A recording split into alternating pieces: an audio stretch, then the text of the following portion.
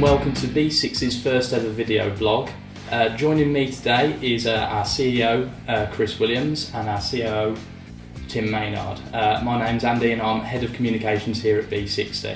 So a few things we're going to be talking about today. First thing, the Apple Watch. It's going to be with us soon. It's been a long wait, but it's finally upon us.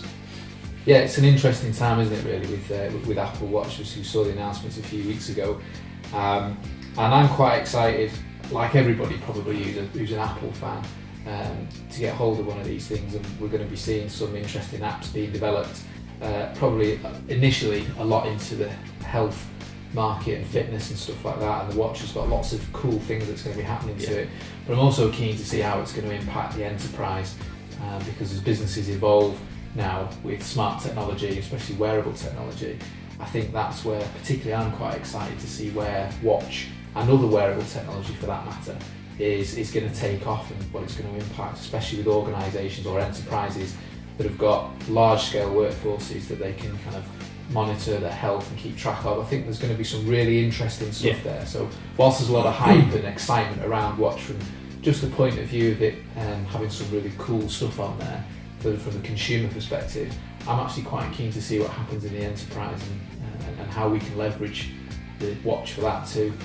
Certainly from my point of view anyway. Yeah, it's been a long time coming. I mean, it's been rumoured now for, must be a couple of years really. So yeah, it's a long time coming to market, and it's interesting that Apple are leading with the fitness and health piece. Yeah. As you said, but I mean, for me, I think that it's all about getting these devices on people's wrists, and because you're tackling the consumer market, that seems a good place to start. Of course, as soon as more and more of consumers start wearing these devices and then start seeing how it might help support communications, for example, in their workplace, that's when we'll start to see enterprise solutions being developed to support wearable devices such as Apple Watch. That's a really interesting one for me. So it's not necessarily what's just around the corner, i.e. next Friday, but what's beyond that, because I think that we'll see a lot of momentum gained, but people have to understand what the hardware is, how it works, how it feels, what its battery longevity is, and so on and so forth. But yeah, really interesting times.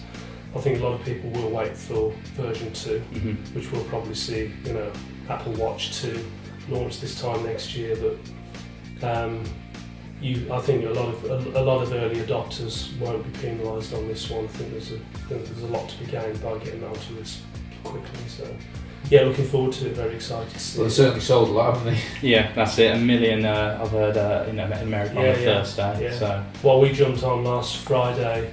The ordering site went live at 8:01 last Friday morning. Just to be clear, we don't have any preferential treatment for hardware, so we have to stand in queue like everybody else. And the store actually didn't come online until about 8:16, I think it was. Okay.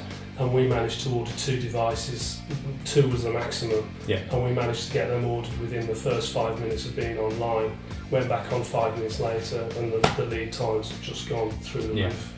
And I dropped into a local Apple store on Saturday, and they were quoting me 2 months on Sport, 3 months on a mid-range model, which I think will be the most popular one.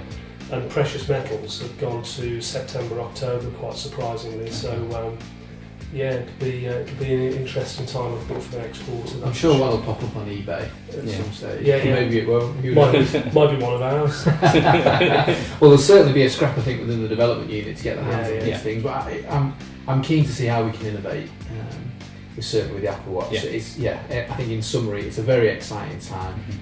Mobile's an exciting space, but it's exciting for a number of reasons. I think definitely from the fitness side of things. But let's not forget, fitness, it's not new from a wearable point of view. Fitbit's been around a while, those types of wearable devices. So in that regard, it's not new tech. I think yes, there's a timepiece. It looks smart. It looks cool. There's so much more to come. I think, from the Apple Watch. I think somehow Apple Watch is more personal, even more personal than your phone. Well, that's what they pushed with that. I mean, if we think back to the launch and kind of how that was done, I mean, it's a masterpiece in how they kind of do this stuff.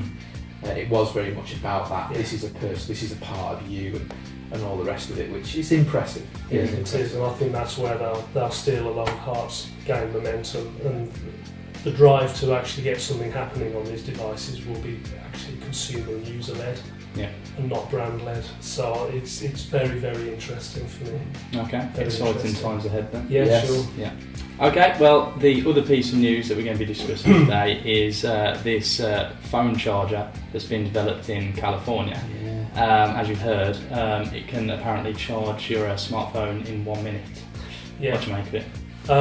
Well, just to be clear, it's not a charger; it's a battery. Yeah. It's a new type of battery. I can't remember what it's called. I can't even pronounce it. The truth, you know. But there are two standout features for me. In addition to the fact that it recharges in 60 seconds, the two key features for me are it's bendable. Yeah. So we can manipulate its shape to suit the device that it's going to fit into, which is interesting on a number of spheres, i.e. wearables, maybe phones. Yeah. Could also be portable devices such as, do you see that piece on the new MacBook that's been launched? Yes, They made a very big play really on the fact that they've managed to layer the new battery so that the shell can maintain a physical form, and they can get so much more into a 12-inch unit basically. All of a sudden that takes all those barriers away. So that's point number one. Point number two is the fact that it recharges up to 7,500 times versus a traditional lithium battery at 1,000 times. Right, okay. Now, we know that the battery length, the duration, may not be as long as a traditional lithium battery at start out of the crate, but they will get there, and they'll engineer in that functionality. And that's massive for me, because if we recharge our mobile devices during the day whilst we're using them, and let's face it, we can't get through a day without charging a mobile. You can't. No. A phone. You can an iPad for sure, but not a phone, because of the size restriction that exists in that battery cell. But that means that the longevity of those handheld devices at the moment can only be 3 years. It can't be any longer, because the battery cell is just going to die. It's just going to cease taking charge. I resurrected an old iPod the weekend, one of the first gen iPods, and I struggled to get any charge in there. And that hasn't been used loads and loads, but it's had a number of recharges.